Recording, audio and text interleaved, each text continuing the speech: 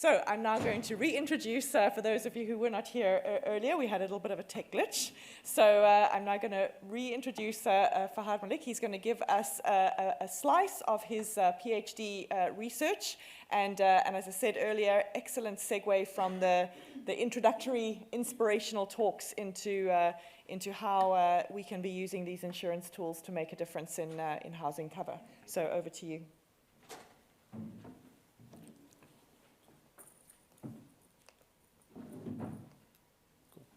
Hi, everyone. I'm Fahad Malik, a senior consultant at Taylor Fry. My expertise spans across pricing, budgeting, reserving, and capital modeling. And at Taylor Fry, I work with a diverse range of organizations, including self-insurers, general insurers, compensation schemes, and other government and financial institutions.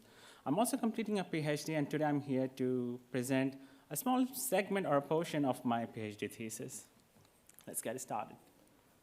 So I'll be talking about modeling solutions for home insurance availability and affordability crisis in flood-prone areas of Australia. I'll be applying CGE technique. That is a useful tool to analyze the impact of flood damages on Australia's economy, and I will run scenarios to model the policy analysis up to the year 2100.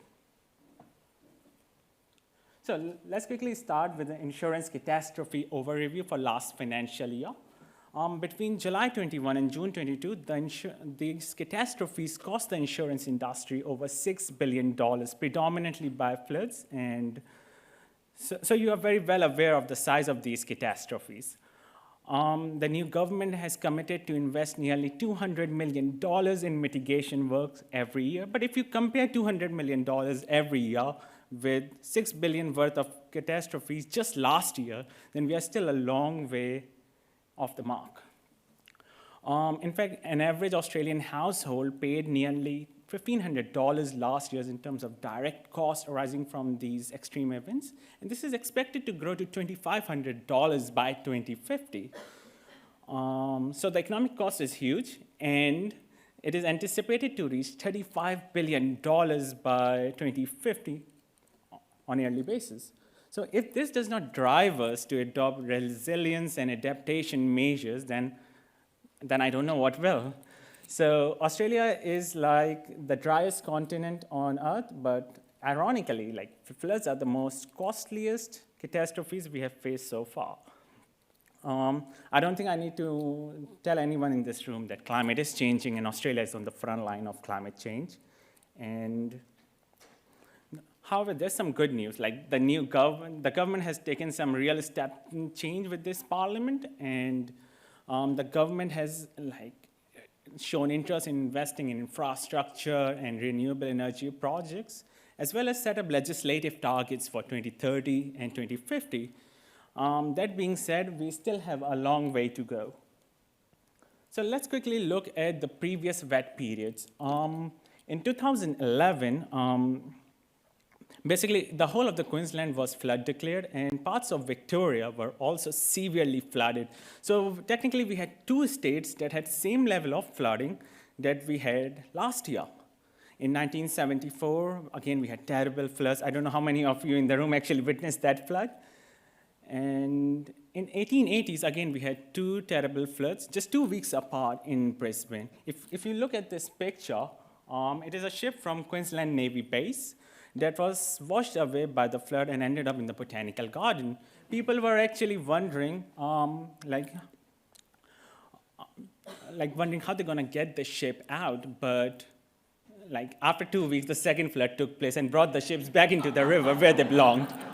So that's how it is. If the second flood wouldn't have taken place, those ships would still be sitting there as monuments or something like that. So the key message here is that floods sort of occur in clusters. Sometimes we have got really bad years, and sometimes we get a bit of break, and then we all forget, especially the politicians. All right, so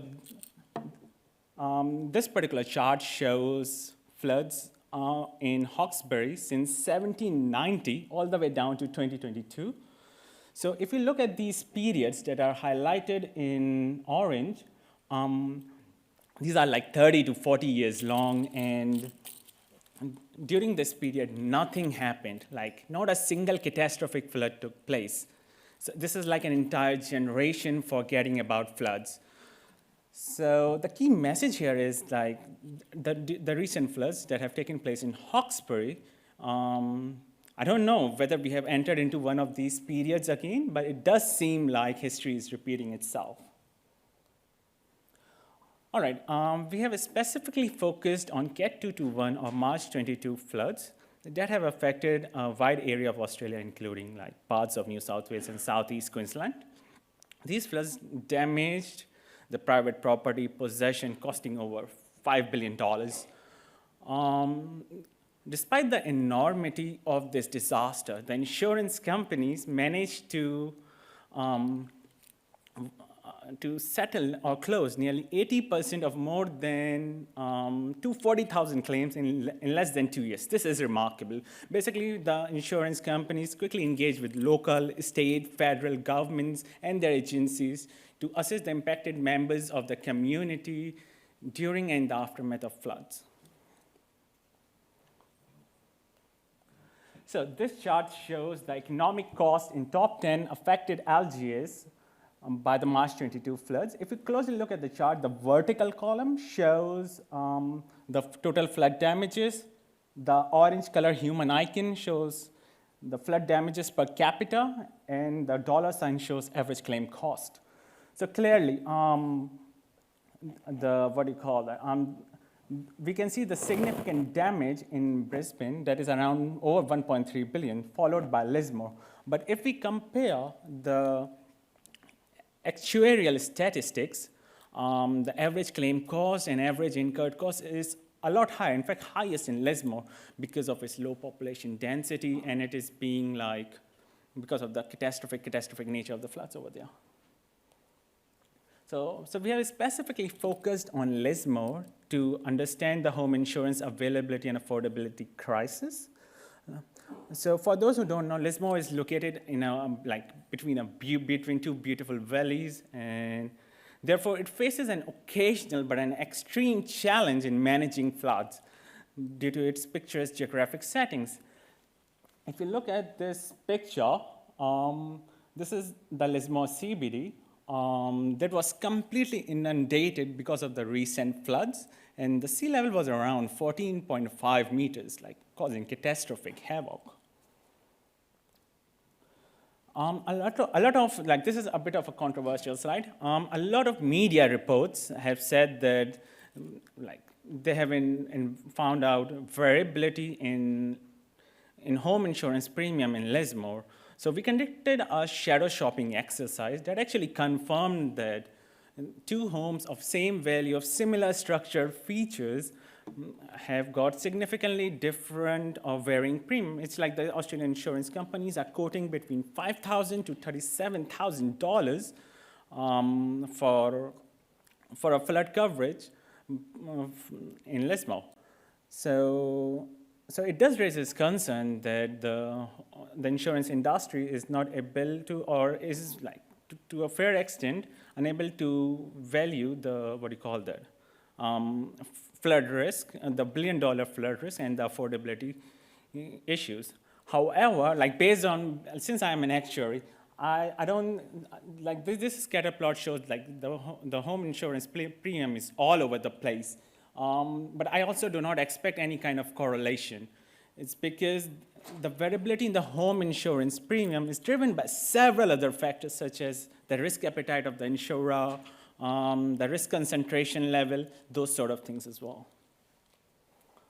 So the home insurance availability and affordability is a key issue being faced by Australia's economy, and however, there is no silver bullet. A key lever to improve the situation is by reducing or mitigating the key risk present. There are various government organizations, ICA, consulting companies like Taylor Fry Actuaries Institute. They all have suggested several measures like investing in resilience, improving building standards, buyback policy, evacuation program, and so on and so forth. But the question is, how can we assess the effectiveness of these mitigation measures? That's where we have employed CGE modeling to actually, we have applied CGE modeling to assess the benefits of these mitigation measures towards Australia's economy.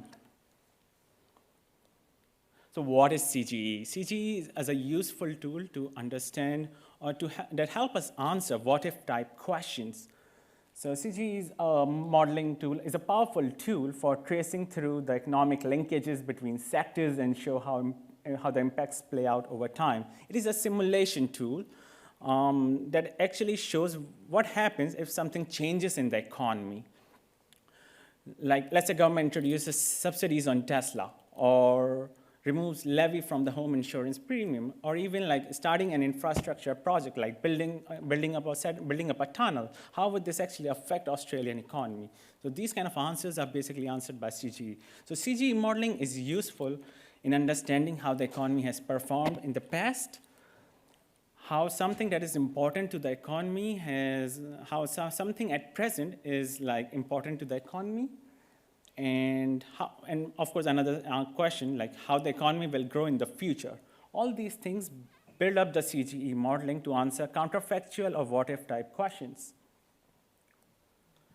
So we have applied CGE modeling to the climate change situation in Australia. CGE basically assesses, it takes into account the key sectors that have been affected by flood damages and how these damages to factors of production are allocated across the economy, impacting the GDP. We can use CGE to show how investment in resilience and other mitigation measures can lead to growth in the economy, improvement in employment stats, and most importantly, improvement in the lives of the people. So the main advantage of CGE is its flexibility. We can model Australia at national level, by the states, by its regions, and then we can use this information to assess the effectiveness of the various mitigation measures. Besides this, another important advantage is the granular analysis of property damages. Let's say we can not only analyze property damages, but we can also analyze property damages by industries, by property type, by risk level. This kind of information is useful for like assessing the buyback policy of the government, where the government wants to buy back all the houses located in the risk-prone or flood-prone regions of Australia. So essentially, we tried to apply CGE modeling to produce a projected path for economic output that aligned to reflect a decided representative concentration pathway range between RCP 4.5 and RCP 8.5. So in easier terms, we basically ran two scenarios. In the first scenario, we assumed that the world sea level by the year 2100 increases by 20 centimeters, whereas in the second scenario, the world sea level rises by 75 centimeters by 2100. So in the first scenario, we basically assess the economic cost of Australia's failure to mitigate climate change, and in the second scenario, we assess the economic future under green economic growth and net zero emission and mitigation pathway adopted by Australia. That's how Australia gonna look like under the extreme scenario in 2100. All right, so what is RCP? Basically, these are the scenarios that have been generated by an international climate body of United Nations, IPCC. RCP 8.5 is an extreme scenario where government does not place any effort in reducing the what do you call that, carbon emission, like relying on fossil fuels, whereas RCP 2.6 is like government placing 100% effort in reducing climate-related negative effects, such as maybe all the cars on the road are like 100% Teslas, or something like that. So here are the results. These two charts shows year-on-year GDP deviation to 2070 in Australia's states and territories. In the first scenario, we assume that Australia and the rest of the world do not mitigate climate change, the negative effects of climate change. And so this would reflect RCP 8.5 scenario. And therefore, the world temperature will rise by 4 degrees Celsius. sea level would rise by 75 centimeter by the year 2100. Therefore, the GDP across all states of Australia will significantly drop. Whereas in the second scenario, we assume that Australia and rest of the world adopted a coordinated plan to adopt net zero emission pathway. Then in the short run, we noticed that the GDP did drop for some of the states, and this is because of change in production techniques, investment in resilience measures, but in the long term, we see that the GDP has increased across all states of Australia. So we also applied CGE modeling. Basically, we tried to model the Queensland buyback policy using CGE. Due to time constraint, I'll only touch base the methodology. So basically, the Queensland government is buying back all the houses that are located in the flood-prone regions. And I think it's a wise decision because rather than providing finance to the homeowners to raise the structure of the house that is literally being washed away everywhere, so just simply buy back. And recently, Australia has bought, like Queensland government has bought 5,700 houses.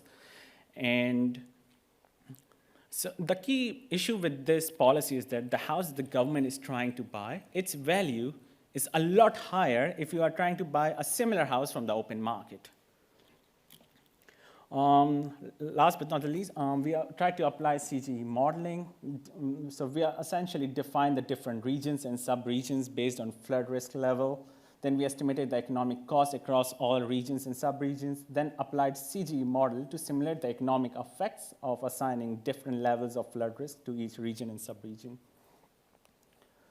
So the question is, how do we define regions and sub-regions based on flood risk level? Basically, we created a flood index that is very similar to the climate index produced by Actuaries Institute of Australia. In that flood index, what we're doing, we are individually assessing the flood risk of each property rather than doing it on postcode basis. And then we also take advantage of satellite images for the granular analysis. So at the end of the day, the flood index takes into account issues like flash flooding or high intensity rainfall, riverine or river overflow, high tides, or coastal storm surge. This is more of an actuarial slide. I'll try to keep it simple. So we also ran a probabilistic flood model that takes into account uncertainty and produces, of course, an output distribution of likelihoods. Essentially, the flood model calculates the likelihood of a flood to occur in a given year. So we specifically focus on probability starting from 50% all the way down to 0.1% to create hazard layers. It shows where and how deep flooding could occur for each probability, and it not only calculates, but also maps flood risk for different probabilities within a year. So, essentially, we have created this model for Lismore only, and so my focus of my research is to create a framework for the industry, and that can be adopted across, or that can be implemented across Australia. So I've just focused on Lismore. Last but not the least, I can tell you one thing, there was one resident of Hawkesbury. He was wearing a shirt that said, "I survived 3 1-in-100-year floods in 2 years." So this does ring a bell. So this is current 1% AEP standard in place, but data suggests that homes built above this level are sustaining a significant level of damage. Therefore, we need to reevaluate these AEP percentages in order to improve building and land use planning codes at the end of the day to reduce flood damages. Let's see if we have. Oh, that's pretty much the end. So essentially, the main reason of this presentation was to introduce the actuaries with a new technique, which is CGE modeling. We do DFA, we run scenario analysis. CGE technique is a very powerful simulation tool that allows you to incorporate economic impacts, assessing indirect costs, as well as running scenarios at a country level. And last but not least, this comprehensive approach enables actuaries to provide valuable insights into the effectiveness of mitigation measures and informed decision-making processes related to risk reduction and resilience planning. Oh, cool, that's pretty much it. There are quite a few organizations who have helped me out over the time, and currently my current employer, Taylor Fry, have been they encourage research, and they have got TF Lab that allows you to work on various research projects. So yeah, that's pretty much it. Thank you very much.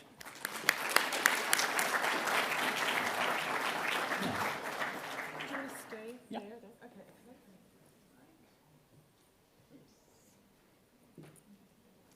Okay, thank you, Fahad. So are there any questions in the room? Please indicate and we'll get the mic to you. There's a question there at the back. Please go ahead. Thank you, Fahad.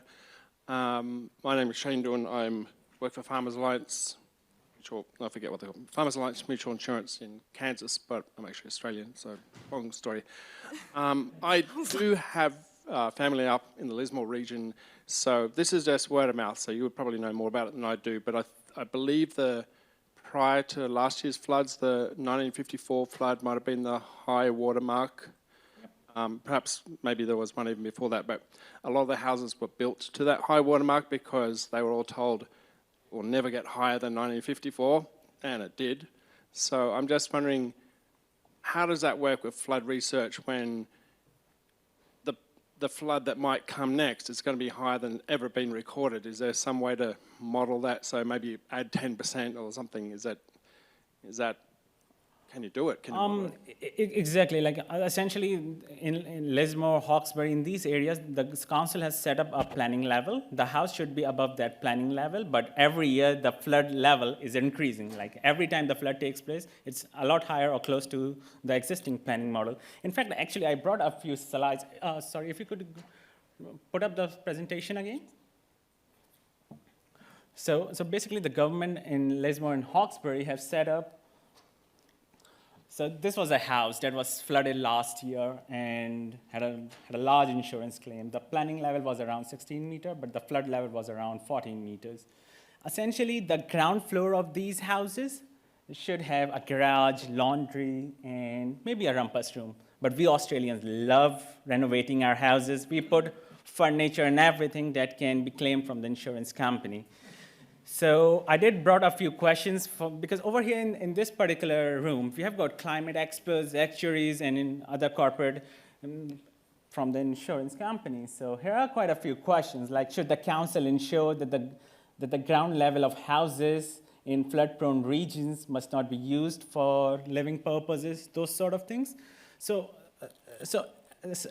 at the end of the day, it is a close to unsolvable problem. What I'm trying to do, and I said that there's no silver bullet. What I'm trying to do, the government and several research organizations, they have put forward their solutions, and I'm trying to model those solutions, how effective they are, and using a CGE technique, which I encourage actuaries to try to bring it into their skill set. So currently in Australia, it's mainly Deloitte that offer this service, as well as Center of Policy Studies, but consulting companies like Taylor Fry and Finity, they're also getting into this, like implementing this particular technique. Yeah, that's all. Thanks. And when you're building those scenarios, obviously the scenarios around the events themselves, but are you also building scenarios around other trends, for example, economic trends that will impact the effect of those scenarios? Oh yeah, so essentially we have got confidence intervals, and like we deal with uncertainty. So we try to shock our models with various scenarios. Let's say if you're introducing green policy, like relying on renewable energy, it would have got several effects, such as the price of energy prices may rise, those sort of things. And sometimes the government is trying to introduce a policy. They need to do a cost assessment, how effective they would be. Maybe if I'm trying to get towards your answer, but yeah. So yeah, like of course we do add shocks and try to run the policy analysis up to the year 2100. So it's a long-term assessment, and these are like 10 or $20 billion projects. So we need to do such long-term assessments across all sectors and regions to understand how effective these mitigation measures are going to be. So yeah, we do apply all kinds of shocks that we can come off. Great. Any other last questions in the room before we switch over to the, oh, there's a few, but let me just, I'm afraid I'll just take one and then we'll come back at the end. I see one on the left-hand side over here. And then we'll come back if we've got some time at the end. Hi, simple question. I'm Brett, life insurer. On slide 15, bottom right-hand side, there was a graph, the Western Australian one. Can you explain that? Oh yeah, so basically we ran scenarios. In the first scenario, as I said, no one is playing any role in solving the climate issue. So GDP across all states is rising, but of course, if you see Tasmania. Bottom right, the right-hand side graph. Yep. So all the others go adverse broadly, except for Western Australia. That's pretty good. Yeah, so let's just move to Western Australia, I would say. But yeah, so it's because I'm like, these are simulation tools. So when we run simulation multiple times, so they produce different results. But at the end of the day, we need to look at the final picture rather than understand. Of course, it's important to understand the pattern, but overall, at the end of the day, it does seem like the GDP across all states is increasing. Whereas if you look at the winners, there are quite a few winners, right? It's like Queensland, is those sort of things. So yeah, it's simulation. Yeah. I think there was, let me take one more. There was one more in the middle over here.